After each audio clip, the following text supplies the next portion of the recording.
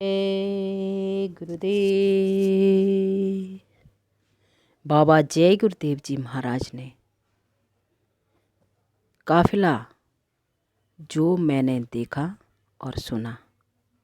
जय गुरुदेव नाम के प्रचारक बाबा जय गुरुदेव जी महाराज ने 30 सितंबर को एक कारवां काफिला निकाला, जिसका समापन वाराणसी में 29 अक्टूबर 2003 को हुआ। इस काफिले को भूते ना भविष्यते की संज्ञा दी गई। गाड़ियां इतनी थी कि कोई गिन नहीं सका। बहुत सी एक से एक नई कारें लेटेस्ट मॉडल की काफिले में सम्मिलित हुई थी। नंबर प्लेट बताते थे कि किन किन प्रांतों की गाड़ियां हैं। इसी प्रकार नई नई मोटर साइकिलें, जिनका संख्या हजारों में थी मगर कोई गिन नहीं सका। एक स्थान पर पुलिस के लोग बात कर रहे थे कि कल रात से बैठे हैं, रात भर साइकिलें चलती रही, अब शाम होने को हो रही है मगर साइकिल का तांता अभी रुका नहीं है। उनका अनुमान था कि 1,15,000 साइकिल यात्री काफिले में चल रहे हैं। बाबा जय गुरुदेव जी के शब्दों में काफिले के सभी वाहनों की लाइन बना दी जाए तो 300 किलोमीटर की लाइन बन जाएगी। रात में 2 बजे सड़क के किनारे खड़े नर नारी देख रहे थे और गाड़ियां जय गुरुदेव का झंडा लहराती चल रही हैं। देखते देखते लोगों की आंखें दुखने लगी, लेकिन गाड़ियों के निकलने की क्रम में कोई कमी नहीं आई। जिलों से काफिला गुजरा, वहाँ के लोग इस दृश्य के चश्मदीद गवाह बन गए। दिल्ली के एक मशहूर पत्रिका के संपादक एक पड़ाव स्थान पर पहुँचे तो उन्होंने कहा कि अपनी कल्पना के परे मैं इस दृश्य को देख रहा हूँ। एक आदमी के पीछे इतने लोग और इतना अनुशासन, और काफिले के लोग स्वयं संचालन कर रहे हैं और मुट्ठी भर पुलिस मूक दर्शक सी खड़ी देख रही है। यह कह रहे हैं कि ये क्या हो रहा। मानव समुद्र का दृश्य और कोई ईश्वरीय शक्ति ही है जो काम कर रही है। कोई गड़बड़ी नहीं, कोई झगड़ा झंझट नहीं, कोई लूटपाट नहीं, कोई दुर्घटना नहीं। ये अपने आप में चमत्कार नहीं तो और क्या है। पूर्वी उत्तर प्रदेश में कुछ स्थानों पर हाथियों ने भी काफिले में भाग लिया और कई पड़ाव तक चली। ऐसे ही ऊंटों ने भी काफिले में सम्मिलित होकर के अपना आत्म कल्याण किया। महात्माओं का संकल्प होता है। काफिले के दर्शन मात्र से एक मनोकामना पूरी होने की बात कही गई थी। निवेदन यही था कि शाकाहारी हो जाओ और ऐसा कोई नशा मत करो जिससे बुद्धि पागल हो जाए। लोगों को क्या फ़ायदा हुआ, क्या लाभ मिला, यह तो स्वामी जी महाराज ही जाने, लेकिन भावों का जो परिवर्तन पुरुष देवियों और बच्चे बच्चियों ने किया वो लिखा नहीं जा सकता। श्रद्धा की दबी भावनाएं बाहर निकल आईं। क्या हिंदू, क्या मुसलमान या और किसी जाति का हो, देवियों ने बाबा जी के लिए जो रोटियां हर स्थल पर दिया उसे बाबा जी ने स्वीकार किया।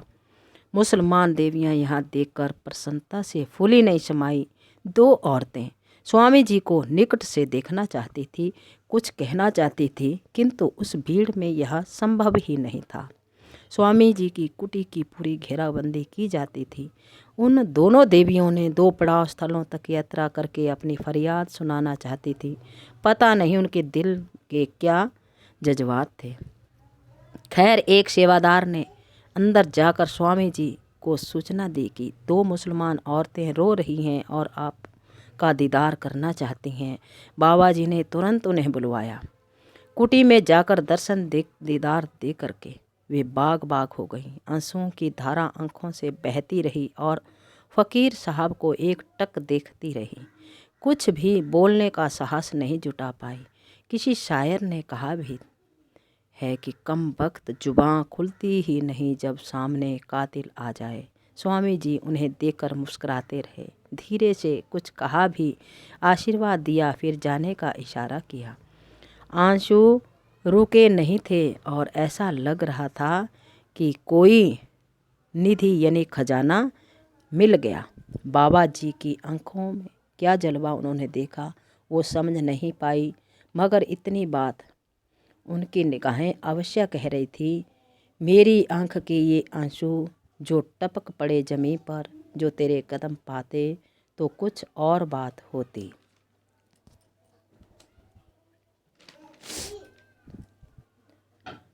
हर जानवर भी भावों को समझते हैं, उन पर भी संतों की दया होती है तो वे सीधे मनुष्य शरीर पा जाते हैं।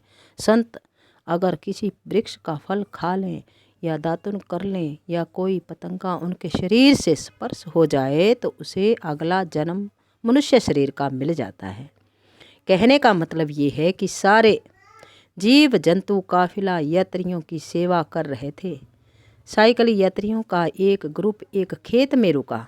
सब ने साइकिल खड़ी की और ऊपर से पॉलीथीन फैला दिया। जब सवेरा हुआ तो सब उठ गए और चलने की तैयारी करने लगे। एकाएक उनकी नज़र सांप पर पड़ी जो गोलाकार में बैठा हुआ था।